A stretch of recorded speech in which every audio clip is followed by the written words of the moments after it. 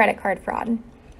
Credit and debit cards are a great way to access funds and make everyday purchases, and they're certainly more secure and convenient than cash, but nothing is perfect. Criminals are constantly out looking for other people's money, and your credit card and the information on that card are always on their radar. Here are some tips to help keep your accounts as safe as possible. 1. If you lose your card or see false charges on your card, report it immediately. Even if it's just a penny, get it reported. 2. Don't lend your card to others. 3.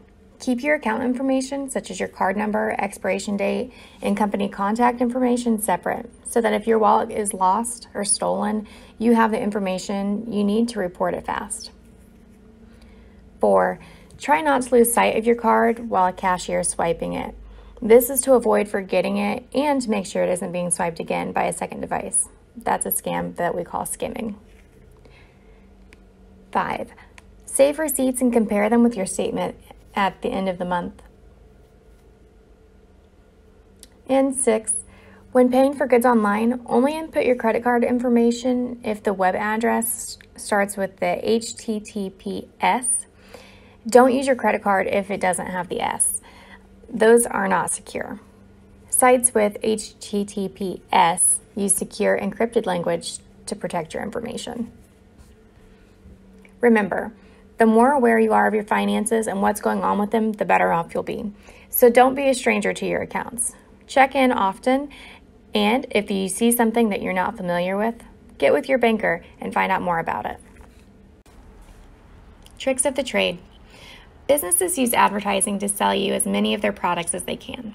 Yes, all those things that we never knew we needed, probably because we really didn't. Some people may call these impulse purchases. To help avoid overspending and having those impulse purchases, here are a few different sales techniques to look out for while you're out shopping. On sale. Sometimes items really are on sale, but sometimes it means that something is defective or expired and they're just trying to get rid of it quickly. Rebates. Sometimes these are just too good to be true. To get a rebate, you must always pay full price first. The expectation from the business is that you won't mail the form in, or you won't provide all the information required to claim the rebate. Therefore, you're just paying full price. Get you in the door specials or doorbusters. The store offers a great deal on a few items to get you in the door, but then they count on you buying more expensive items once you're there. Plus shipping and handling. While paying postage seems reasonable, a handling or processing fee is set by the seller and may cost more than the item itself. Be aware of offers stating, get a second one free, just pay separate shipping and handling. The real profit is in that unknown fee. Bait and switch. A business offers a great special, but then doesn't have the item available or pressures you into buying a more expensive option instead. It happens to the best of us, so make sure you're on the lookout. These are just a few different sales techniques that businesses will use to get you to buy more of their products, padding their wallets and emptying yours. Be on the lookout and consider these things before spending that extra money. Savvy shopper. Whether we like to or not, we all have to go shopping from time to time. But it's important for our budgets that we are smart about it when we do. Just like you and me, businesses have the goal of maximizing the money that they make and minimizing the money they spend. So they've worked out a few different strategies to increase the amount we spend with them. Here are a few things to look out for. 1. Bundles. Only buy the bundle if you want everything in it. Any extra items you get as part of the package aren't free and could cost you more in the long run. 2. Make a shopping list. Know what you want to buy. Almost every industry has add-on and upselling techniques to get you to buy more, but don't let them pressure you. Stick with your plan. 3. Products should sell themselves. Whatever else an ad includes, such as a famous person endorsing it or a promise or guarantee about results, just ignore it. It should give you enough information to make an informed decision. If it doesn't, use third-party consumer reviews and Better Business Bureau data to research before buying. The more you know, the better off your budget's going to be. And remember, Only buy what you need and what your budget allows. Your monthly spending plan, aka your budget. The purpose of your budget is to help you understand how much money you have coming in and how much money you have going out, and know where it's going. My advice is to be as involved with your budget as possible. Look at it at minimum every time you get paid, just to make sure you're staying on track. But of course, the more you look at your budget and the more involved you are with your budget, the more successful you're going to be in sticking to that budget. Getting started when you're working on your budget, you want to make sure that you round your expenses up and your income down. The reason being is so that way if there's a difference, we're hopefully avoiding the negative. We would rather have more money at the end than not enough.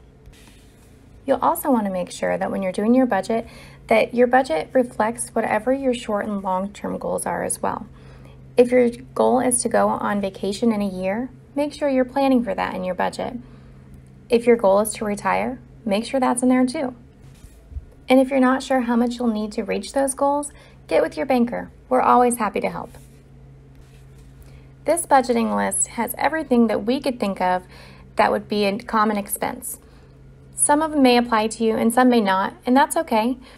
But make sure that you're being realistic when you fill these out. If it applies to you, include it in your budget. If there's something that applies to you that isn't included on the list, you can fill that in those sections that are listed as other. Budgets are a great way for us to give ourselves a little bit of a reality check. So if we're spending more money picking up a coffee every morning when we really could be making it ourselves, our budgets are going to show us that. So be honest with yourself. This is your budget and it's only going to benefit you. Of course, some of these things aren't going to be monthly expenses. Maybe you buy your kids new clothes at the beginning of the school year, or maybe you only have to get an oil change every 3 months. Whatever the case may be, it's still wise to include that annual or quarterly expense in your budget every month, because often those expenses are not cheap and it's easier to fund them if we're prepared. You can put the difference into a savings account so that way when the expense does come up, you're prepared. It'll save you a lot of time and stress in the long run if you're preparing ahead. Other things that you want to include in your budget that you may not think about are things like health insurance, doctor's visits, prescriptions. These things are often unavoidable, and we really do need to include them because when you need them, you need them. Other things that you'll want to consider when doing your budget is your miscellaneous spending and your MAD money. So this would be money that you keep for things like when you need a little pick-me-up in the afternoon and you want to go to the gas station to get a drink. Or just things that aren't included, those impulse purchases that we talked about earlier. That's where this money can come into play. This would be the money that you use to fund those things that we want and not necessarily that we need. You'll also want to include things for your own entertainment. We're human and we work hard, so we should be able to enjoy life sometimes too. So make sure you include it in your budget, and even if it's just a few dollars a week, it'll add up and you'll be able to enjoy life a little more later. Other things you'll want to include are your debts. This one seems obvious, but sometimes it's not. If you have credit card debt or outstanding loans, you'll want to try and pay those down as much as you can. I encourage you not to just make your minimum payment, because a lot of that money is just going to be interest, and you don't need to pay more interest than absolutely necessary. The more that you pay on the principal, the extra, the faster you're going to get it paid off and save yourself money. And I think we all would be okay with saving a little bit of money. Once you've filled out all of your expenses and your income, you'll want to subtract your expenses from the income. Hopefully, your difference is positive. But if it isn't, make sure you talk with your banker. We may have different solutions for you to help save you time, save you money, or grow your money a little more. But whatever the situation may be, talk with your banker.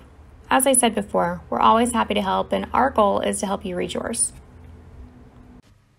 Congratulations! You have officially finished Security Federal's budgeting course. As promised, we are providing you with a budget that you can stick with over the course of a year. It's time for you to take action with 3 simple action items. Your homework. First, download and answer our Getting Started questions at secfedbank.com/budget-getting-started. And remember, be honest with your answers. Nobody will see them but you. Second, download and fill out the budget worksheet. Again, be completely honest. Overestimate your expenses and round down on your income if you're not sure what your income amount is. If you have more expenses than income, contact your banker. They will be happy to talk with you about a plan. Last, share this course with a friend. Email them the link you used to take this course and encourage them to take the first step to a better financial future. Thank you so much for taking this course. If you'd be willing to share feedback, great. Please email us at lindsay.miller@secfedbank.com.